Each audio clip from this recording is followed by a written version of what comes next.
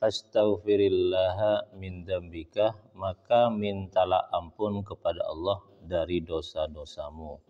Ada namanya istighfar, ada namanya taubah. Istighfar itu berasal dari kata ghafara. Ghafara itu sama dengan bahasa Inggrisnya cover, ghafar, cover. Cover. Apa artinya cover? Sampul. Apa artinya kafaro? Menutupi. Ghafara, menutupi. Kafaro, cover, ghafara. Ini hampir sama ya. Jadi ghafara itu menutupi dengan perban. Jadi ghafara itu sama dengan luka yang ditutupi dengan perban. Apa fungsinya? Kok ditutupi dengan perban luka itu? Pertama, biar lukanya segera sembuh. Yang kedua, biar lukanya tidak kelihatan. Yang ketiga, biar lukanya itu tidak kemasukan virus-virus atau penyakit yang berasal dari luar, yang itu semakin membuat lukanya makin parah. Itu fungsi daripada ghafara, perban, sama dengan dosa. Orang yang baca istighfar ketika melakukan dosa atau merasakan dosa, maka dia itu sama dengan memperban luka hatinya karena dosa itu. Sehingga kemudian pertama, hatinya yang luka karena dosa itu tidak kelihatan, ditutupi oleh Allah Subhanahu wa taala, tidak ditampakkan kepada manusia dan tidak ditampakkan kemudian siksa-siksanya. Yang kedua kemudian semoga dengan pembacaan istighfar itu, dengan ampunan itu, minta ampunan seperti itu lukanya tidak semakin membesar, tidak semakin membesar. Yang ketiga, dengan satu dosa yang kamu lakukan dengan membaca istighfar itu tidak mengajak virus-virus dosa lain yang mungkin akan kamu lakukan kalau kamu tidak baca istighfar. Jadi itu fungsi daripada istighfar. Ada tiga. Yang pertama, biar Allah menutupi dosa-dosa kita sehingga kemudian dosa kita itu tidak kelihatan oleh orang. Karena dosa itu adalah aibun. Apa aib itu? Aib. Apa aib itu? Kejelekan diri kita. Ini ya, kejelekan diri kita. Ditutupi Allah Subhanahu wa taala yang kemudian tidak kelihatan oleh manusia. Yang kedua, dengan membaca istighfar, dengan minta ampun kepada Allah Subhanahu wa taala, luka hati kita karena dosa itu oleh Allah kemudian dibuat segera sembuh. Yang ketiga, agar dosa yang kita lakukan itu dengan membaca istighfar itu tidak mengajak dosa-dosa yang lain. Karena kenapa? Setiap orang melakukan satu kejelekan, dia termotivasi kemudian untuk melakukan kejelekan-kejelekan yang lain yang masih terkait dengan dosa atau kejelekan yang sebelumnya pernah ia lakukan. Makanya sekali orang berbohong, dia akan melakukan kebohongan lain. Ya enggak? Coba kamu ditanya, misalnya kamu ditanya, kenapa kamu terlambat? Jawaban yang benar, saya terlambat karena tidur kesiangan. Itu yang betul.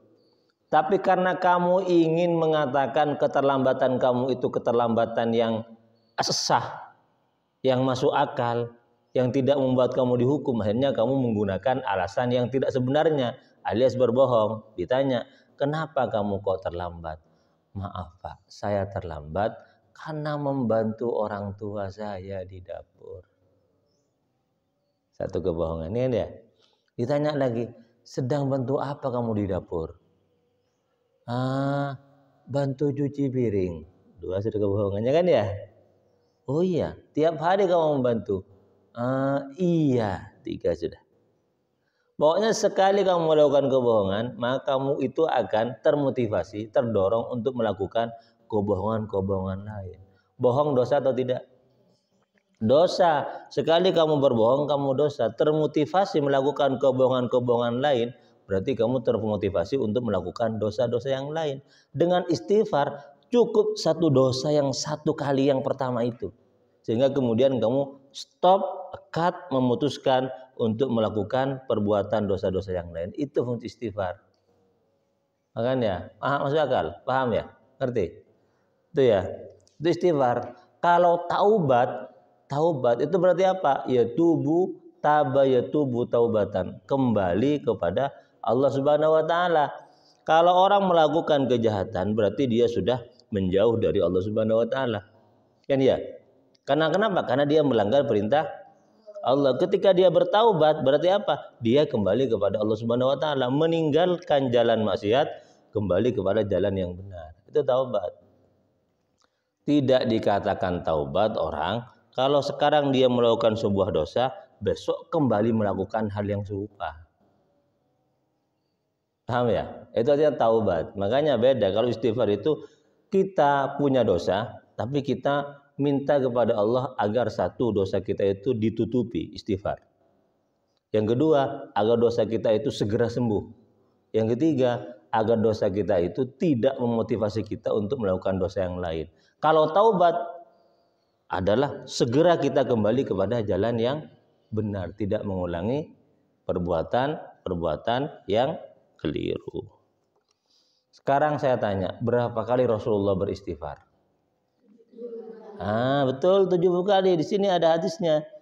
Bismillahirrahmanirrahim. Kata wa fi riwayat Ibnu Hibban, dalam riwayat Ibnu Hibban, inna kuna sungguhnya kami la na'uddu menghitung Rasulullah sallallahu alaihi wasallam ya, fil majlisil wahid, dalam satu majlis, dalam satu duduk, sekali duduk Rasulullah itu al-wahid yang satu, Rasulullah sekali duduk, kata sebuah riwayat yang diriwayatkan oleh sahabat tuh nyongok ngitung Rasulullah mentepan alongku itu, sekali alongku itu berapa kali istighfarnya. Ini ternyata sekali fil majlisil wahid, Rasulullah sekali duduk itu Rabbi firli wa tub alayya innaka antat tawwabur rahim. Rabbi, wahai Tuhanku, ifirli, ampunilah li aku, wa tub alayya, dan berilah aku taubat, innaka antat tawwabur rahim, sesungguhnya engkau penerima taubat, ar-rahim, lagi maha penyayang. Mi'atan, 100 kena. Sekali duduk fil majlisil wahid, Rasulullah kadinto maos istighfar 100 kali. Mun pahalong ku 5 kali 500. Mun 10 kali 1000. Mun 17.000 kali ibitung tibi. Anyar kana. Tuh, Rasulullah ini dihitung oleh sahabat. Yang populer Rasulullah itu tiap hari itu beristighfar 100 sampai 70 sampai 100 kali. Dalam riwayat yang lain, dalam riwayat Ibnu Hibban itu ternyata Rasulullah fil majlisil wahid, dalam sekali duduk istighfar 100 kali. Rasulullah itu adalah makhluk yang maksum. Tahu maksum? Tahu maksum? Orang dimma maksum. Orang syarga. Wallahu ya'simuka minan nas. Allah, Rasulullah itu maksum. Pertama, makna maksum itu Rasul terjaga dari gangguan manusia. Nih, maksum itu. Rasulullah sebelum turun ayat ini, wallahu ya'simuka minan nas, jagaban para sahabat. Bektona asaren jaga. Ya. Bektona delem-delema jaga. Jaga. Kenapa? Takut dibunuh oleh orang kafir. Setelah turun ayat ini, wallahu ya'simuka minan nas, tak ampu jaga boleh. Kenapa? Karena si ajaga langsung adalah Allah lewat jenderalnya yang terpercaya yang bernama malaikat Jibril. Jadi sebelum ayat ini turun, kata sebuah riwayat, Rasulullah dia jaga, metakok pada orang kafir menyelinap lalu membunuh Rasulullah. Setelah ayat ini turun, Rasulullah itu ya'simuka minan nas, Allah yang langsung menjaga Rasul dari seluruh gangguan manusia. Kenapa? Langsung Jibril, jaga tak kekasih Muhammad. Sampai ada satu sedikit pun gangguan dari manusia yang bisa membahayakan Rasulullah. Ya itu bagaimana jaga. Mun Jibril saya jaga aman. Suatu hari orang Yahudi mau meracun Rasulullah. Yundang yunceng Rasulullah. Wahai Nabi, tak langkong deki sore panjenengan ya toran longku dak copok tun gula beda salametan nek kenian panjenengan sareng para sahabat. Eki Yahudi itu ya. Orang Yahudi itu berusaha membunuh Rasul. Ada yang menggunakan ilmu sihir. Disihir Rasulullah itu. Selama beberapa hari Rasulullah itu kena sihir. mengalami halusinasi. Ternyata sihirnya ditaruh di mana? Di sebuah sumur yang mati. Tak yang kui boleh. Mak bisa tahu Rasulullah. Iya, lega Jibril saya tak kotok. Muhammad, mbak anjabok seher. Mbak anjabok seher. Seher dari orang Yahudi. Seherra buang somor. Sorokala kali bin Abi Thalib. Kalak turun yang kumana ternyata bodoh. Buntulan ya. Ketika buka ternyata berisi rambut Rasulullah diikat dengan paku. Betul ya. Seher. Rasulullah pernah capok seher itu. Mengalami halusinasi. Tahu halusinasi? Hah? Apa halusinasi? Melayang. Menghayal ya. Nampak ada padahal tidak ada. Nampak ada padahal tidak ada. Tahun kata Rasulullah era buye rajina. Ternyata tak ada. Halusinasi itu.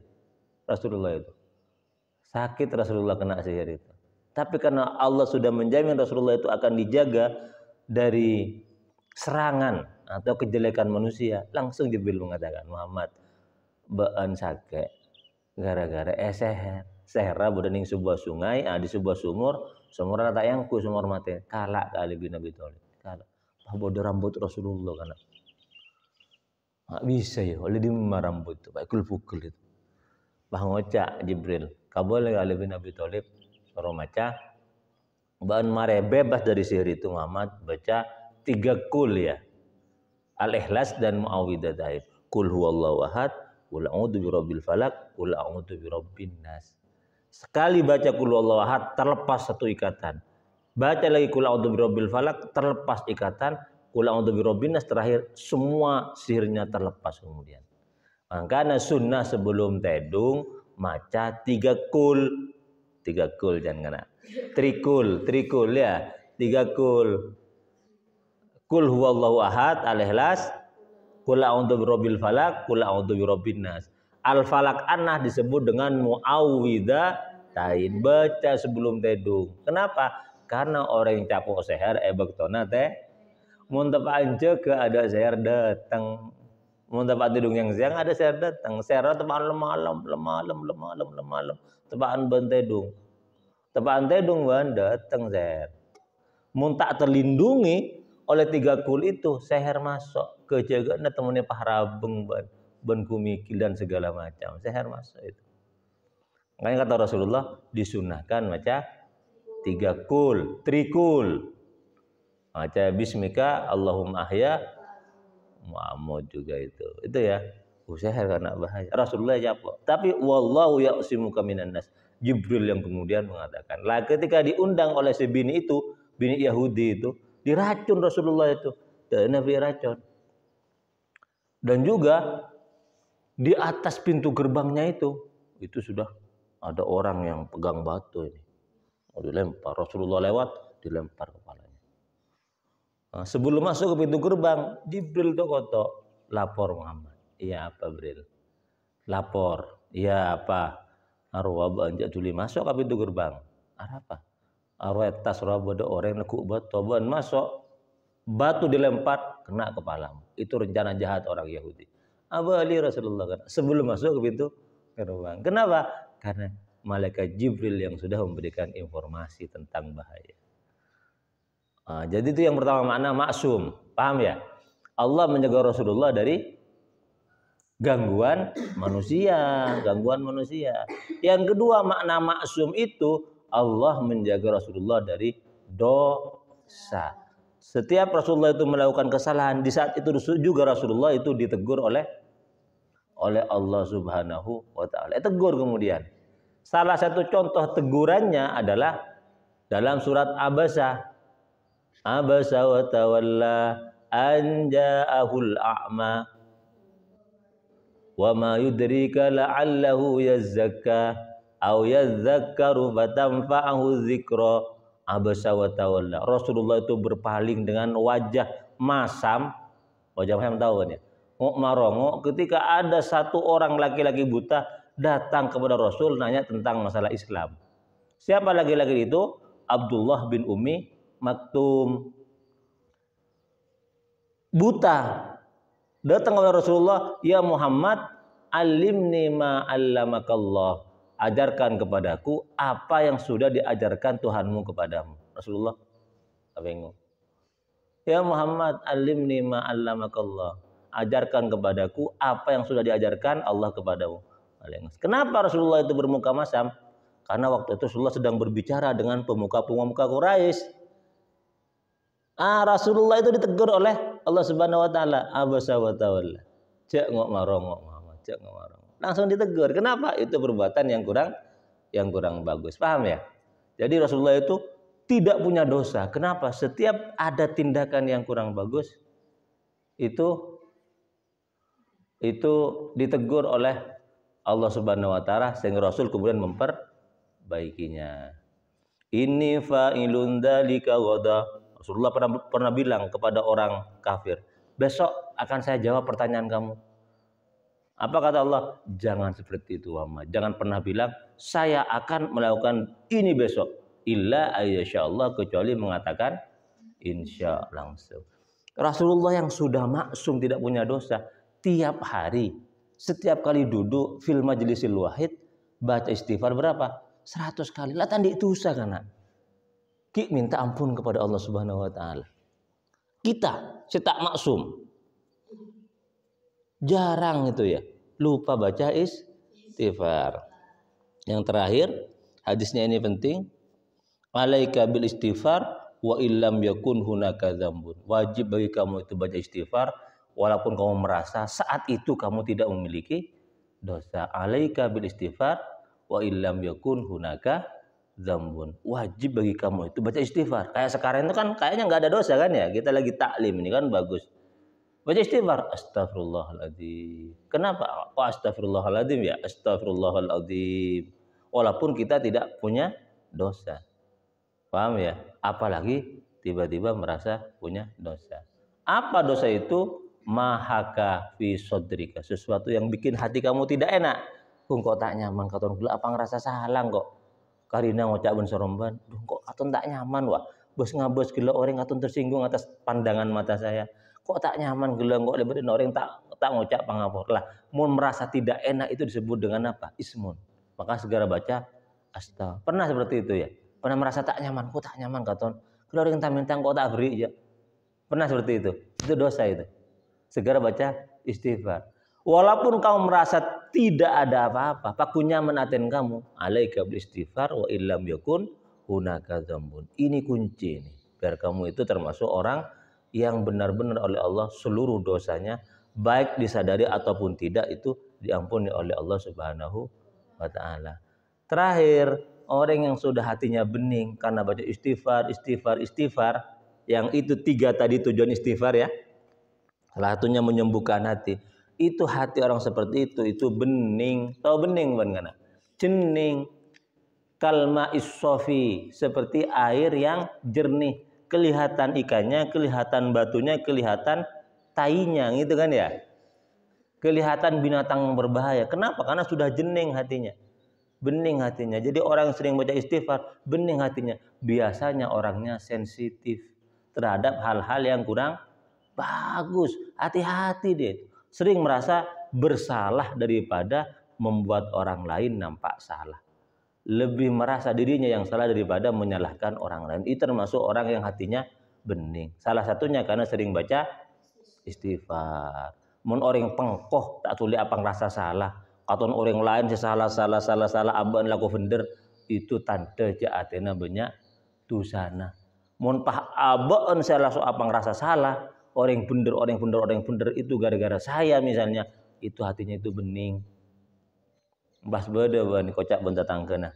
Bermakan jangan bener. Siapa? Noro. Iya apa?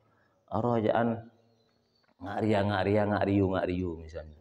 Seperti ini seperti itu misalnya. Kamu itu bukan menyalahkan Noro. Iya roy. Tahu retang salah sangku. Nah, bumak salah bener. Kok sebagai kanca gagal sudah. Tak bisa membuat tang kanca itu bagus. Gagal. Tang salah itu. Monoro tak salah. Kok sih salah. Itu bagus berarti. Itu bagus. Berarti apa? Hatinya itu kalma issofi. Seperti air yang jernih. ngarte abaan di salah. Amun sabolike kana pah ngocak tatanggan kabaan ara bereman orang. Ara apa? Jangan ngari ya. Jangan ngaruh. Oh, no, cet ngajari yang kok kan jana saksi hidup kok sahara cet norora. Banyak tahu sekone mun kok bola ada pujer lang aja. Ara apa? Allah pokon celeng. Itu berarti apa? Hati orang itu yang hitam. Ngerti? Mun sering menyalahkan orang, nah, situng tunjuk kepada orang lain, yang empat kepada siapa? Dirinya ya. Coba netik. Baan. Nah, jadinya Pampak kemana ini? Kan ya, iya kan ya. Mun ruwajat sarah. Situng orang sarah. Abaan berempat sarana Pampak. Kenapa? Empat jadinya menunjuk kepada dirinya sendiri. Bodoh orang. Mun ruah ada ngarah kan ya. Itu. Tanda-tandanya orang yang hatinya bersih itu sering baca istighfar. Tanda-tandanya orang yang hatinya itu jernih itu tidak mudah menyalahkan orang lain, tapi lebih mudah menyalahkan dirinya sendiri. Demikian, semua bermanfaat. Subhanakallah bihamdika asyhadu an la ilaha illa anta astaghfiruka wa atubu ilaik. Assalamualaikum warahmatullahi wabarakatuh.